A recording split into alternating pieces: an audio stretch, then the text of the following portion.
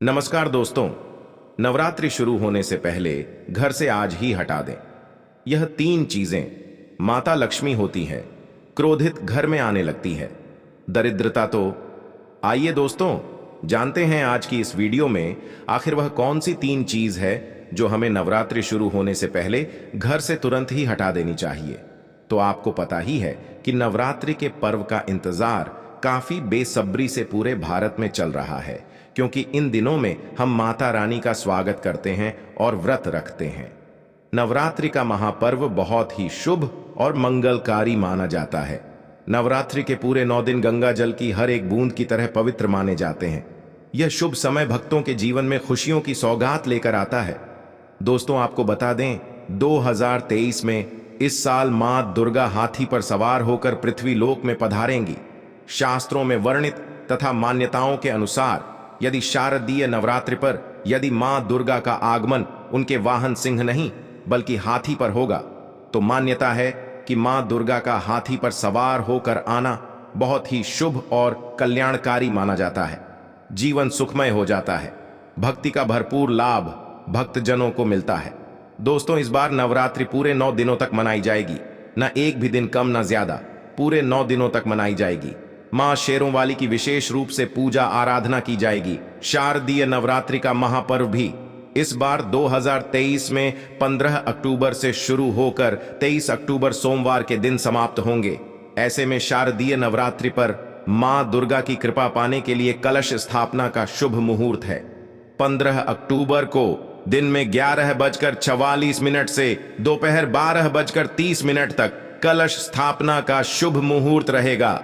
मुहूर्त में की गई पूजा बहुत ही शुभ मानी जाती है। इससे समस्त देवी देवताओं की कृपा प्राप्त होती है और पूजा पाठ का फल कई लाख गुना प्राप्त होता है।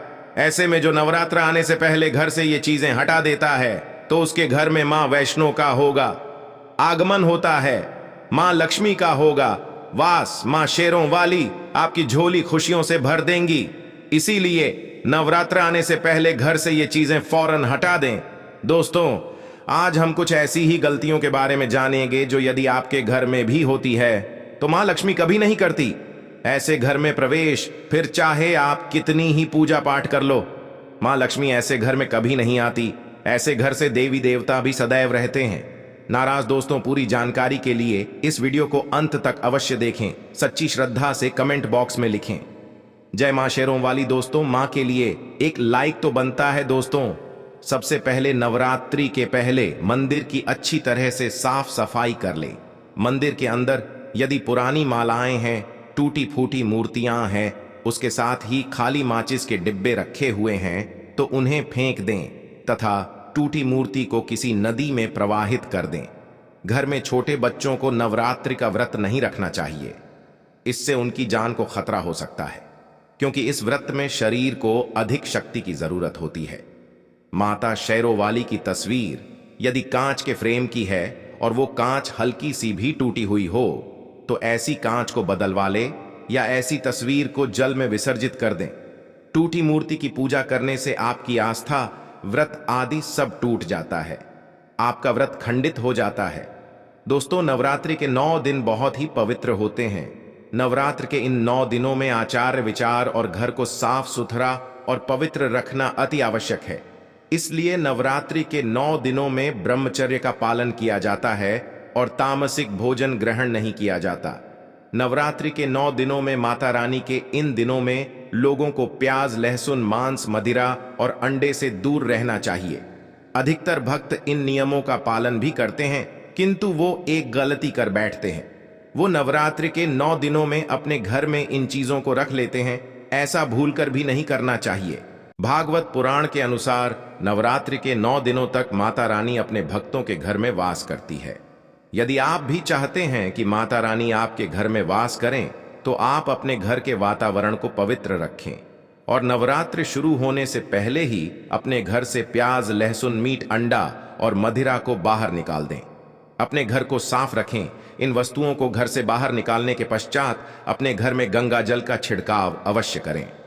भगवत गीता में भगवान कृष्ण कहते हैं, बगैर गंगा जल छिड़काव कोई भी मंगल कार्य सफल नहीं माना जाता।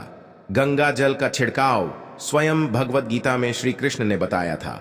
आपके घर में गंगा जल ना हो तो मार्केट से गौमूत्र ला सकते हैं और गौमूत्र लाकर आप गौमूत्र का अपने घर में छिड़काव करें।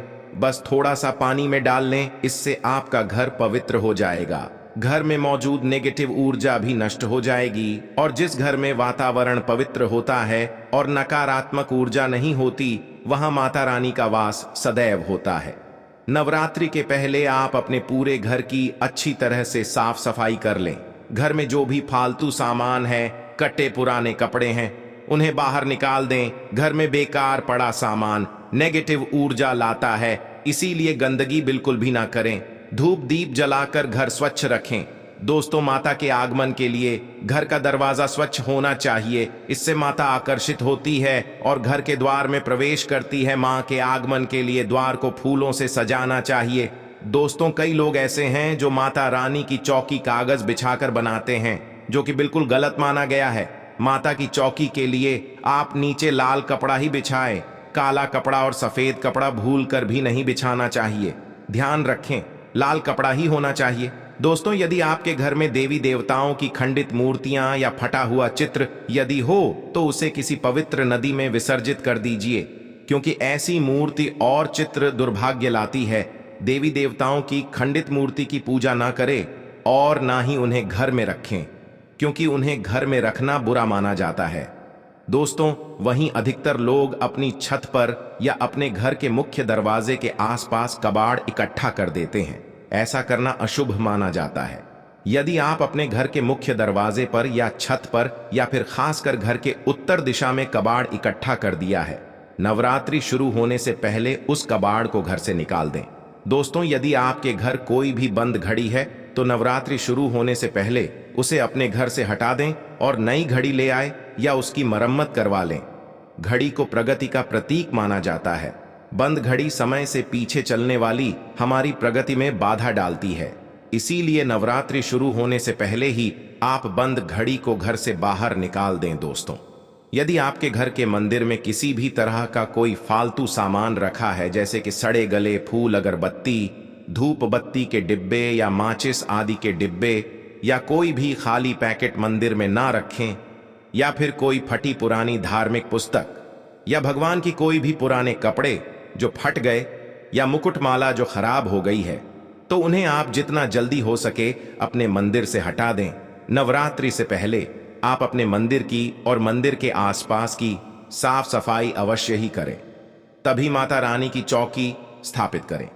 इसके साथ ही आप अपने धन रखने के स्थान की सफाई भी अवश्य करें, क्योंकि नवरात्रि के दौरान मां लक्ष्मी भी गृह प्रवेश करती है। धन रखने के स्थान पर किसी भी तरह का कोई भी फालतू सामान, टूटा हुआ सामान ना रखें। धन रखने के स्थान को मंदिर की तरह ही साफ रखें। नवरात्रि के दौरान माता रानी की पूजा में कौड़ियों को शामिल करें। माता के साथ साथ रोजाना कौड़ी का भी पूजन करें। इसके पश्चात आप कौड़ी को धन रखने के स्थान पर रख दें। ऐसा करने से बरकत सदैव होती है। यदि आपके पास पुराने जूते चप्पल इकट्ठे हो गए हैं तो नवरात्रि से पहले उन्हें घर से बाहर निकाल दें। पुराने जूते चप्पल की अशुभता के कारण ही घर में नेगेटिव ऊर्जा आती है और घर में अशांति और कलह का माहौल रहता है। नवरात्रि आने से पहले घर से मकड़ी का जाला निकालना ना भूलें। यदि जिस घर में जाला है उस घर में माता रानी कभी वास नहीं करती। साथ ही साथ टूटे फूटे बर्तन यदि घर में पड़े हैं या टूटा हुआ आईना भी यदि घर में हो तो उसे भी निकाल दें। घर में टूटे फूटे बर्तन भी नहीं रखना चाहिए, इससे मां लक्ष्मी नाराज हो जाती है। अब हम जानते हैं नवरात्रों के दौरान क्या नहीं खाना चाहिए और क्या नहीं पीना चाहिए और कौन सा फल खाने से व्रत संपूर्ण और सफल हो जाता है। दोस्तों, हमारे चैनल को सब्सक्राइब अवश्य करें और बेल आइकन को दबाना ना भूलें। तो आइए शुरू करते हैं। दोस्तों, नवरात्रि के दिन सेब अवश्य खाना चाहिए। शास्त्रों में बताया जाता है कि भगवान के भोग में सेब आदि अवश्य अर्पित किया जाता है। यदि आपका व्रत है तो आपको सेब अवश्य खाना चाहिए। केला, पपीता, तरबूज और मीठे अंगूर अवश्य खाना चाहिए। इन फलों से व्रतधारी को शक्ति मिलती है, व्रत संपूर्ण हो जाता है। शास्त्रों में बताया जाता है कि नवरात्रों के दिनों में सीताफल अवश्य खाना। सीताफल खाने से 10 ऐसी बीमारियां हैं जो खत्म हो जाती हैं।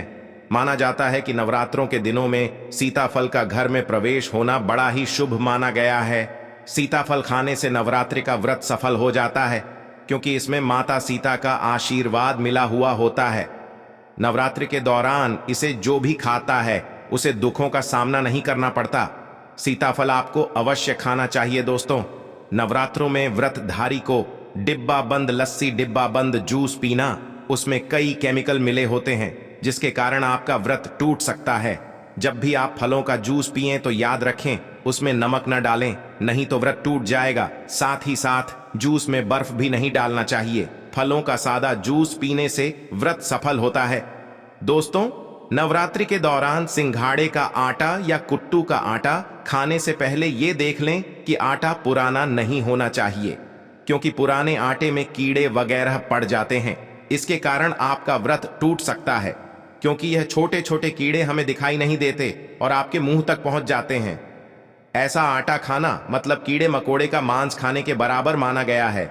दोस्तों, नवरात्रि के दौरान आप शाम के समय खाने में दही ले सकते हैं, आलू वगैरह खा सकते हैं, साबूदाने की टिकिया बनाकर खा सकते हैं, साबूदाने के और आलू के पापड़ भी खा सकते हैं। कई सब्जियां तो ऐसी हैं जो नवरात्रि के दौरान भोजन में शामिल हैं। इससे आपको एनर्जी मिलेगी और नवरात्रि के दौरान आप दूध पी सकते हैं जो आपको ताकत देगा। चाय वगैरह भी पी सकते हैं, किंतु याद रहे उसमें नमक न डालें। एक बात का ध्यान रहे, व्रतधारी को पेट भर खाना यानी गले तक भोजन नहीं करना चाहिए, नहीं तो व्रत रखने का कोई भी फायदा नहीं होगा।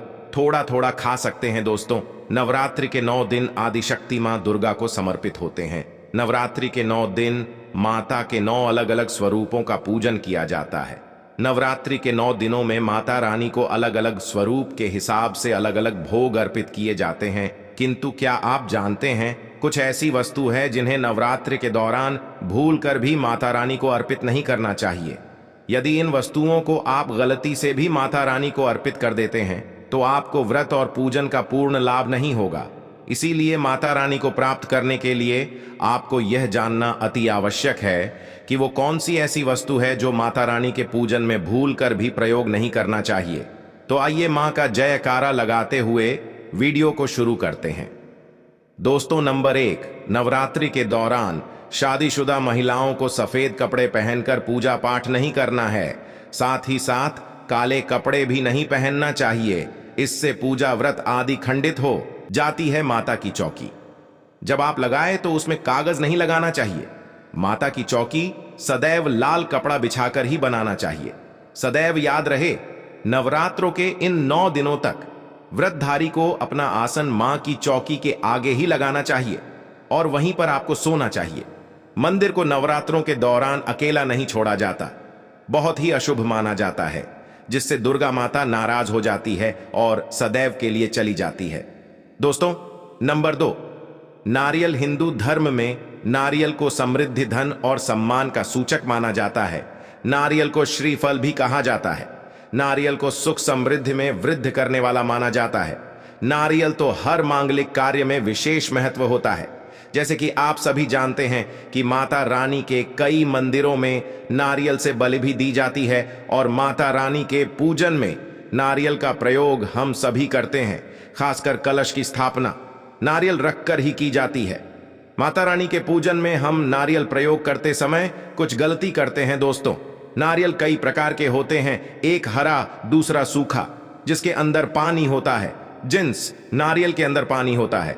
माता रानी के पूजन में सदैव पानी वाला और जटा वाला नारियल ही प्रयोग करें। नारियल चटका हुआ, टूटा हुआ नहीं होना चाहिए, क्योंकि साबुत नारियल ही पूर्ण और पवित्रता का प्रतीक होता है। साबुत नारियल ही सुख समृद्धि का प्रतीक होता है। नारियल को ही श्रीफल यानी कि मां लक्ष्मी का फल कहा जाता है। नवरात्रि में माता रानी के कलश की स्थापना करते समय जटा वाला यानी पानी वाला नारियल कलश पर स्थापित करना चाहिए। साथ ही यह ध्यान रखना चाहिए कि नारियल को सदैव कलश के ऊपर लेटाकर रखना चाहिए। कलश स्थापना करते समय कभी भी नारियल को खड़ा करके नहीं रखा जाता। नारियल को सदैव लिटाकर कलश के ऊपर रखा जाता है। साथ ही नारियल को स्थापित करने से पहले आप नारियल को लाल कपड़े में लपेटकर उस पर रख दें और फिर लाल चुनरी उड़ाकर आप नारियल कलश के ऊपर स्थापित करें। शास्त्रों के अनुसार कलश के ऊपर जब सही तरीके से नारियल रखा जाता है और सही प्रकार का नारियल रखा जाता है, तभी व्रत और पूजन का पूर्ण फल प्राप्त होता है। यह भी ध्यान रहे कि महिलाएं माता रानी को नारियल अर्पित तो कर सकती है, किंतु कभी भी माता रानी के सामने नारियल को भूलकर भी न तोड़े, क्योंकि नारियल के बीज रूप होते हैं और स्त्रियां बीज रूप से ही शिशु को जन्म देती है। इसलिए कभी भी महिलाओं को नारियल तोड़ना नहीं चाहिए। दोस्तों, नंबर 3, लौंग। हम सभी माता रानी के पूजन में प्रयोग करते हैं, किंतु लौंग का प्रयोग करते समय एक बहुत बड़ी गलती कर बैठते हैं। सदैव ध्यान रखना चाहिए कि माता रानी को सदैव फूल वाली लौंग ही अर्पित करना चाहिए। जिस लौंग के ऊपर फूल नहीं होता या फिर जिस लौंग के पीछे लकड़ी की डंडी नहीं होती, उसको आप माता रानी के पूजन में भूल कर भी प्रयोग ना करें। फूल वाली लौंग को ही पुण्य माना जाता है और माता रानी के पूजन में कोई भी अपूर्ण वस्तु, कोई भी खराब वस्तु या टूटे हुए अक्षत प्रयोग नहीं करना चाहिए। इसीलिए सदैव माता रानी के पूजन में फूल वाली लौंग का ही प्रयोग करें। दोस्तों, नंबर 4, तुलसी के पत्ते अर्पित नहीं करने चाहिए। मां दुर्गा के पूजन में तुलसी के पत्ते का प्रयोग करना वर्जित माना जाता है। तुलसी पत्ते के अलावा माला भी माता रानी को अर्पित करना चाहिए। नवरात्रि में आप भगवान गणेश को दूर्वा अर्पित कर सकते हैं। भगवान विष्णु जी को तुलसी के पत्ते अवश्य अर्पित कर सकते हैं, किंतु माता रानी को भूलकर भी तुलसी के पत्ते या दूर्वा अर्पित ना करें। माता रानी को सफेद फूल भी अर्पित ना करें। माता रानी को सदैव लाल रंग के फूल अर्पित करने चाहिए। लाल रंग के फूल माता रानी को अति प्रिय है। खासकर माता को गुड़हल और कमल के फूल अति प्रिय हैं। शास्त्रों में बताया जाता है कि घर में माता रानी की 2 या 2 से अधिक फोटो नहीं होने चाहिए। इस बात का भी आप विशेष ध्यान रखें कि माता रानी के पूजन में कोई भी खंडित चीज प्रयोग ना करें। खंडित चीज जैसे कि चटका हुआ या टूटा हुआ दीपक या फिर अटका हुआ कोई बर्तन। साथ ही यह भी ध्यान रहे कि लोहे के और प्लास्टिक के बर्तन आप माता रानी के पूजन में प्रयोग ना करें, क्योंकि प्लास्टिक के चाइनीज बर्तन हड्डियों के पाउडर से मिलकर बनते हैं। ऐसा ना करें। ऐसे बर्तनों को माता रानी के पूजन से सदैव दूर रखना चाहिए। माता रानी को जो पुष्प अर्पित कर रहे हैं उन्हें सूंघते नहीं। सूंघे हुए फूल या गिरे हुए फूल या फिर मुरझाए हुए फूल माता को अर्पित न करें। दोस्तों, नवरात्रि के अष्टमी और नवमी तिथि पर कन्या पूजन का विधान है। तो दोस्तों, आज के लिए बस इतना ही। मिलते हैं अगली वीडियो में। तब तक के लिए जय माता दी। दोस्तों, वीडियो पसंद आई हो तो वीडियो को लाइक कर दें। कमेंट में जय माता दी लिखकर चैनल को सब्सक्राइब कर लीजिए। धन्यवाद दोस्तों।